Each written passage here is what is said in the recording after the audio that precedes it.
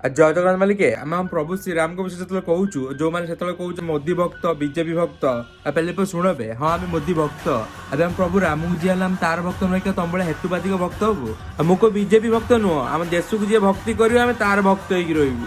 ଏଠି ମୂର୍ଖ ଗବକାଣ୍ଡ ଦଳ ଭାରତର ଇକୋନୋମି 10ରୁ ଆସିକି 5ମ ସ୍ଥାନରେ ପହଞ୍ଚିଗଲା ତମମାନଙ୍କର ଜ୍ଞାନର ପ୍ରଥମ ଦ୍ୱାର ବି ଖୋଲିଲାନି ଯାଏ। ପୂର୍ବରୁ ଅନ୍ୟ ଦେଶର ଲୋକମାନେ ଭାରତ ଲୋକମାନଙ୍କୁ ସମ୍ମାନ ଦେବା ତ ଦୂରର କଥା ସେମାନେ ପଚାରୁ ବି ନଥିଲେ।